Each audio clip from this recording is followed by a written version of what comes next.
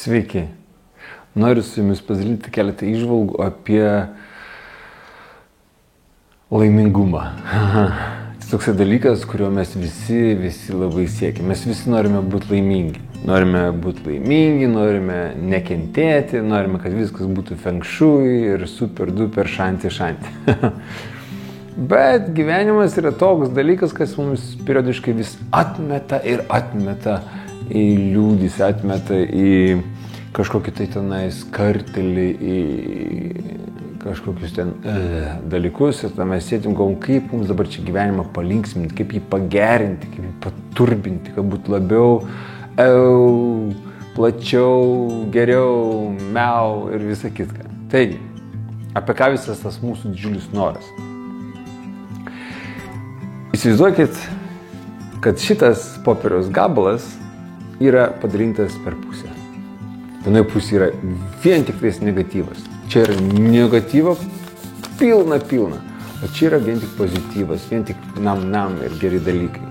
Ir mes nueinam pas super duper coacherį, pas super duper guru mokytoją, kuris sako, viskas yra kabum, gerai. Ir jis jums duoda super duper techniką, kaip iškirpti iš jūsų gyvenimo negatyvą. Ir lieka tik pozityvas. Kaip smagu, Ir tada jūs galvojat, kaip gerai turėti pozityvą. Tačiau gyvenimas yra toks nuostabus, kad visame kame reikalingas balansas. Ir tas jūsų super duper gėris vėl pasidalina per pusę.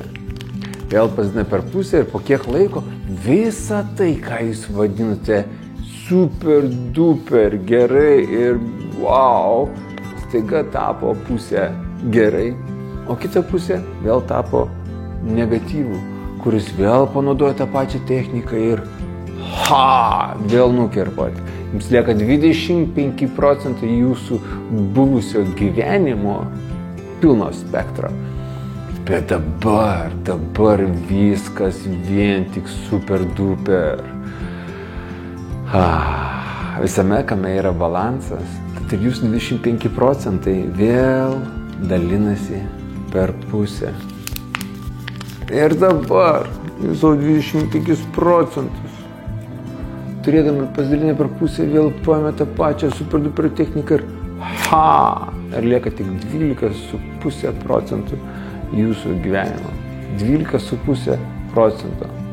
Įsivaizduojat, jūs patis atsisakote 97,5% savo gyvenimo ir dėl to, kad jūs norite, kad viskas būtų tik tai super duper.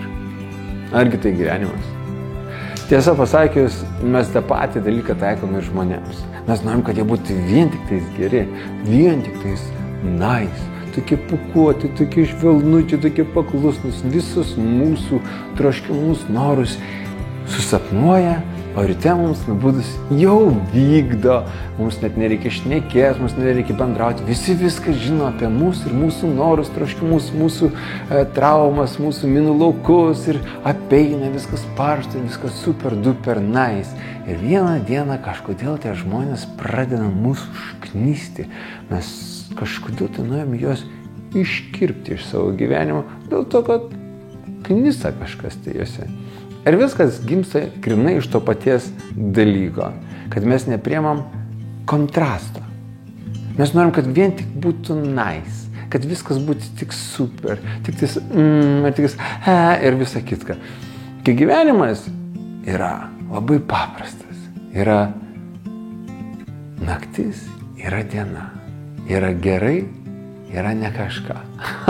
Ir visa tai ir yra tame, kad mes galėtumėm pajusti tos kontrastus, kad galėtumėm suprasti, kad galėtumėm vertinti, kai yra gerai. Nes jeigu vien tik tais būtų viskas super duper, mes pradedam nebevertinti, kaip rodžiau. Iškirpę tą 50% negatyvo iš savo gyvenimo, tą 50% likusių vien tik pozityvo mes prasidėsime vis tiek karpyti. Vis tiek ten viskas susidėlios, kad kažkas tai pasidarys nelabai faina. Ir jeigu mes tą patį dalyką taiktumėm ir patys savo, kad mes niekados nebūsim vien tik super duper. Aš, pavyzdžiui, kaip Debesų pievos organizatorius galiu pasakyti, kad mes kiekvienais metais stengiamės visiškai apsisaugoti nuo visokiausių nereikalingų situacijų, kad viskas būtų paruošta, kad nebūtų streso festivalyje. Ir žinot ką? Vis tiek būna. Vis dėlto iškyla visokiausios situacijos. Ir iškyla. Pirmais metais mes dėl to labai pergyvendavom.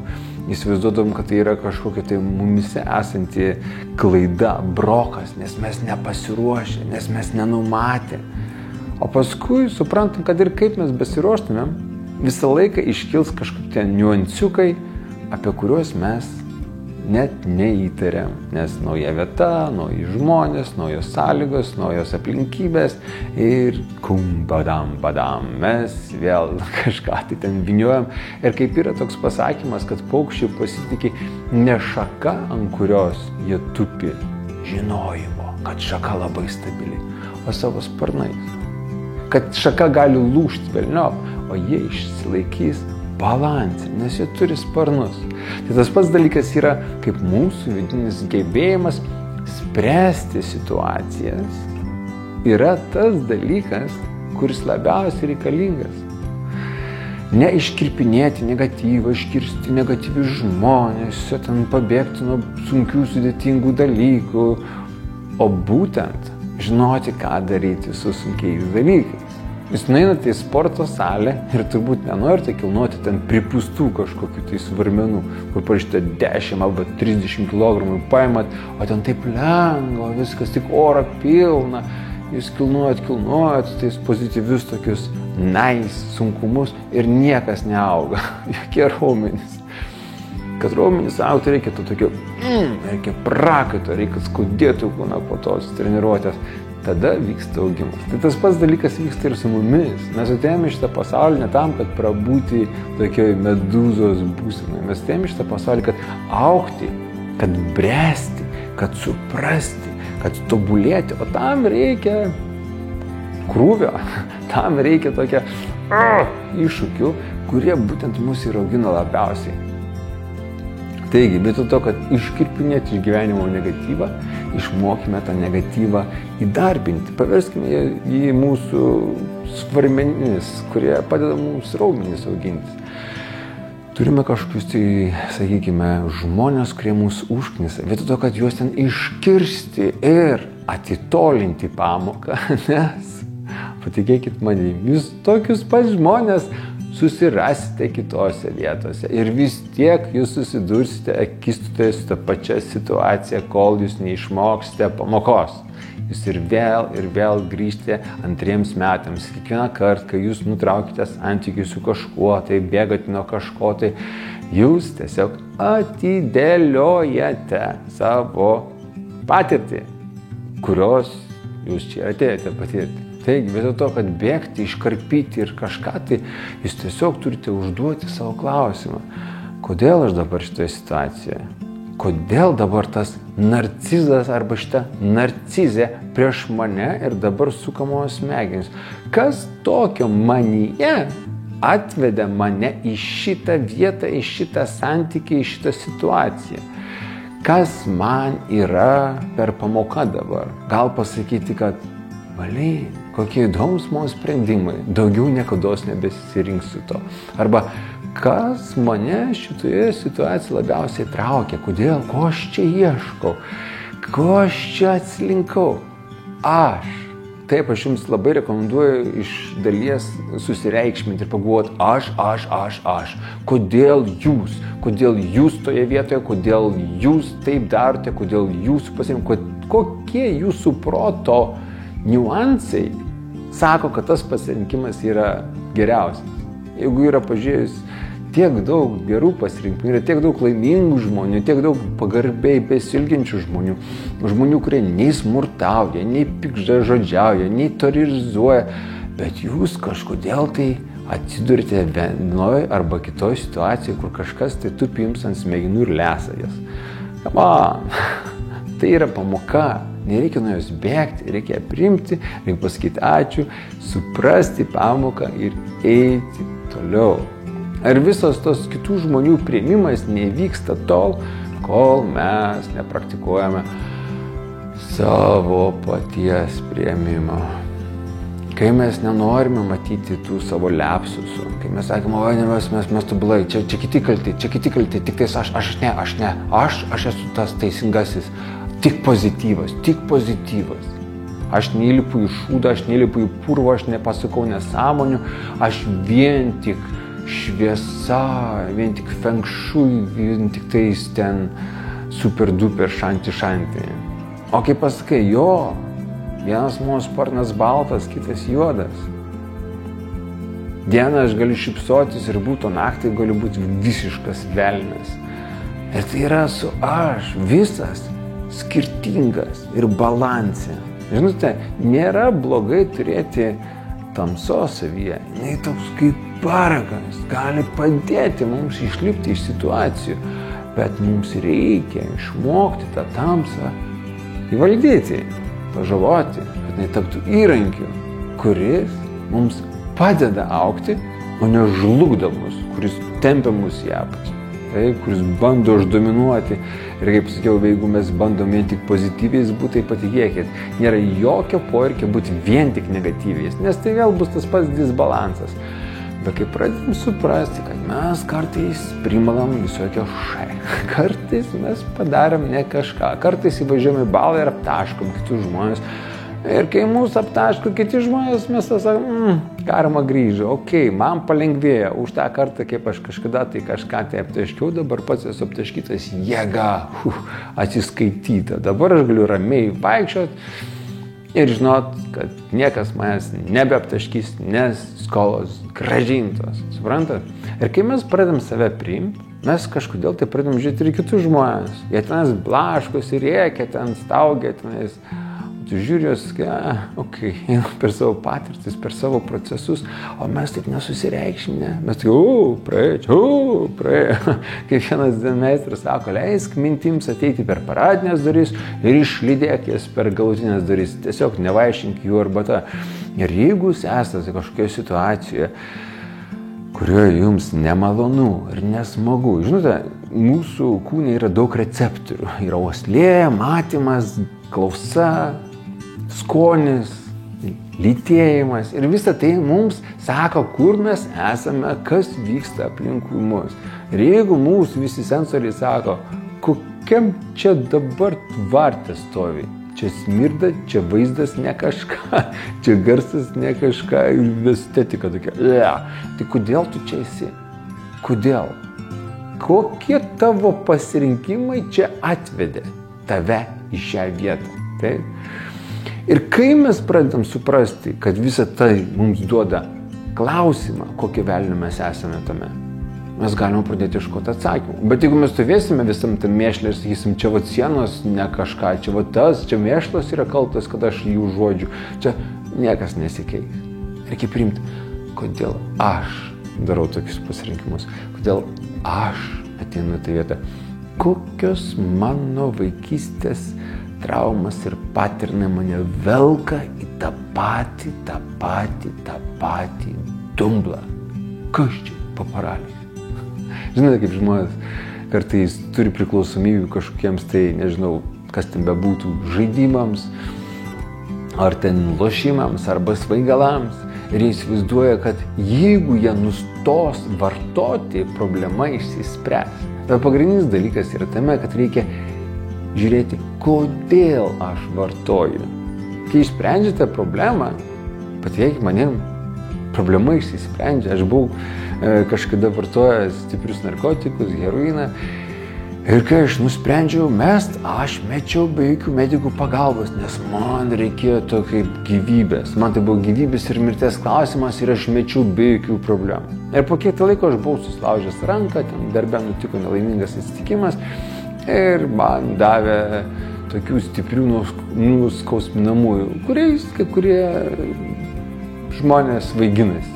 Ir aš atsimenu, man daktarė pasakė tokį dalyką, kadangi tu žinai, kokios tavo praeities situacijos yra buvusios, tikiuosi, tu tais vaistais nepiknaudžiausi. Ir aš atsimenu, kaip aš prabuvau kurį laiką ir jau kaulai man ten suaugo. ir jau nebėra to fizinio skausmo, kuris yra kaip kančia, jau nebesijaučia, kad skaudėtų. Ir aš atsimenu, atėjau pas daktarą, atidėjau paskutinį dėžutę tų vaistų, sakydamas, man nebereikia. Ir neatsimenu, pažiūrėjau, man pasakė, progresas, labai aiškus progresas. Ir aš netgi pagalvojau, kad galbūt aš tą ranką ir susilaužiau vien tam, kad turėti tą testą, kaip legaliai gauti morfijaus, legaliai, įsivaizduoju, jau nebesi nusikaltėlis, jau legaliai gauni morfijų.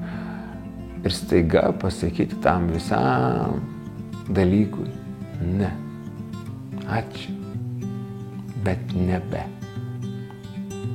Come on, žmonės, tai yra įmanoma, tai yra toks saldumas, kai tu išsprendi problemą, nuo kurios tu bėgi.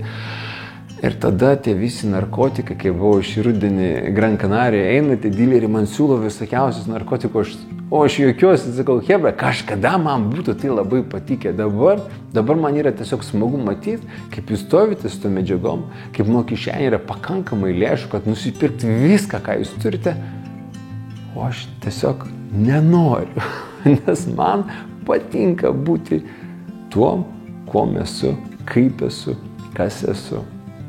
Ir aš kiekvienam iš jūsų linkiu šitos būsenos. Aš linkiu kiekvienam iš jūsų tos būsenos, kad jūs jaustumėtės taip gerai, kad tas negatyvas aplinkui, jis tiesiog neliptų prie jūsų, kaip nelimpa vanduo prie žąsies.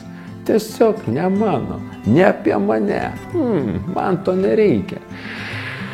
Ir tai įvyksta tada, kai mes išmokstame nebebėgti nuo negatyvo, o tiesiog jį priimti. Nes kaip ir minėjau, mano priklausomybė pabaiga pasibaigė tada, kai aš pagalvojau, katroj vietoje yra mano kančia. Ką aš bandau nuskausminti su tais visais svaigalais.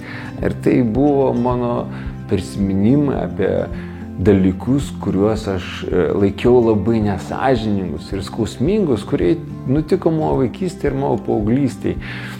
Tai aš buvau tuo metu dar vaikas.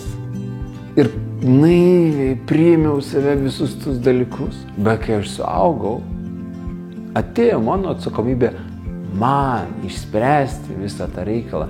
Ir visą tą dumbliną scenarijų apie tuos visus dalykus tiesiog paleisti. Ate jam palinkėti, išleisti per galutinės duris ir pasakyti, ate, mes nebeturim jokio ryšio. Ir visi tie patyrimai, kurie nutiko mano vaikystėje, aš juos turiu prisiminimuose, bet jie jau nebesmaugia manęs. Ir būtent dėl to aš darausi atsparus visiems tiems svaigalams, kurių man tiesiog nereikia, nes ta laisvė, kuri ateina išsilaisvinus nuo tų visų sunkių dalykų, yra tokia saldi, tokia skani ir galbūt dėl to, kad aš žinau, kad aš sumokėjau tą kainą, kai jau per visas tas lomkės, per tus visus supratimus, toks visiškai hardcore'nis patyrimas, kai išsivalai, sumoki tą kainą, tada supranti, aš tą dumblą daliau nebenoriu leisti. Tai grynai tas pats dalykas.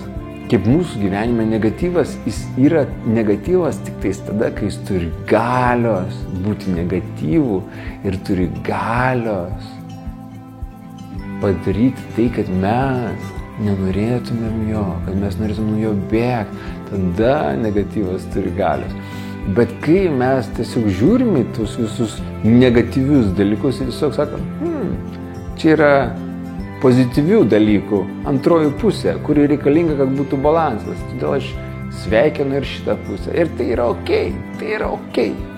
Tada negatyvas nustoja būti negatyvu, jis tiesiog tampa, tiesiog yra. Ir tas priėmimas. O toliau mes gyvenime svarstume, jeigu mes esame darbo aplinkoje, kuri mums nepatinka.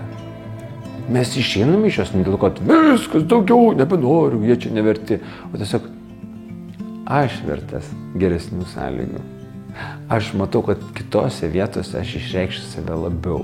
Aš labiau augsiu, labiau pasieksiu savo tikslų, labiau būsiu aš. Daugiau žaislų, daugiau galimybių, kaip linksma būti manimi.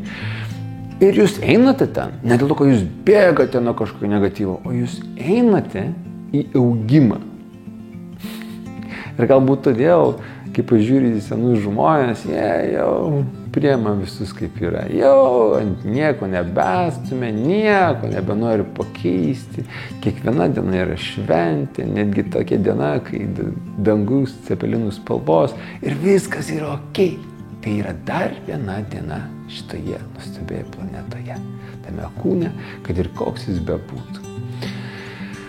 Tai va, tokie mano pamąstymai yra apie pozityvą, negatyvą ir tą visą bandymą iškarpyti, bandymą suremontuoti pasaulį. Iš tikrųjų, kad ir kaip mes bandysime suremontuoti pasaulį, jisai visą laiką grįš į balansą. Ir niekada nebus vien tik tai super duper gerai. Visą laiką bus ir taip. Nes to reikia, kad mes neprarastume skonio, to gėrio. Nes jeigu vien tik, sakykime, desertas yra skanus, tai, bet jeigu valgytumėm vien tik desertą, vieną dieną tas desertas mums vimdyti pradės.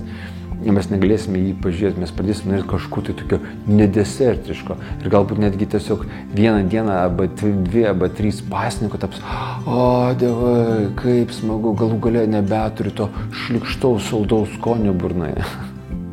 Bet jau gauni desertą truputį po kito maisto, kuris nėra toks saldus. Kaip skaniai. Ir vat esmė tame ir yra tas auksinis viduriukas, kaip Buda kad sakė, tas kelias, deimantinis, per vidurį, kai tu eini laisvas, tu esi šiame pasaulyje, bet nebėgi nuo jo. Tu supranti savo daiktų ir aplinkos prigimtį, kaip jie funkcionuoja, kaip visokios pagundos lenda ten kaip gyvatės ir bando ten susukti tavo smegenis, o tu matai visą tą gražų šokį, kažkas rėkia, kažkas bando įpiršti, kažkas bando atimti, kažkas bando gauti, o tu stebi kaip, wow, o čia tai džiazas, čia tai stebuklas. Tai va, tokie mano pamąstymai apie pozityvą ir negatyvą ir kaip nereikia nuo jo bėgti. Tikiuosi, mano mintis sukelia jums kažkokių tai įdomių supratimų. Ir jeigu jūs matote, kad tame yra vertės, nusiųskite savo draugą arba draugiai, kuris sėdi ir kenčia nuo negatyvo. Ir galbūt jai tai padės irgi reguliuoti savo suvokimą ir tiesiog tą negatyvą nustoti daryti kankinančių, o tiesiog priimti, kad tai yra kaip yra. Nes tas cepelinų dangus, žinote, kokį nuostabų poveikį turi? Jisai pastiprina giedros dienos nuostabumą. Tai kaip po tokių visokių prieblandų išlenda saulė visi. Vasara, kai bus daug saulės, visi per daug saulės. O dabar reikia biškelį būti tokiam saulės pasnikė, kad paskui netgi vieną dieną gauni 15 minučių saulės ir tas pats dalykas. Negatyvas mums pastiprina mūsų pozityvą. Ir kai mes suprantame, kaip mūsų sąmonė veikia, kaip mūsų protas veikia, gyvenimas pasidaro daug malonesnis, mes pradedam suprasti save, mes pradedam suprasti kitus, dėl to mūsų komunikacija pagerėja, mes pradedam jausti empatiją, pradedam tvarkytis, kai mes jaučiamės pozityvus, mūsų kraujo nėra tiek daug kortizolio, kortizolis mums trukdo mokytis, o gera savijauta mums padeda mokytis, mes mokomės, tampam išmintingesni, paprastesni, atviresni, laimingesni. Ir gyvenimas tampa nuostabus. Tai va, tai tiek. Okei. Ate.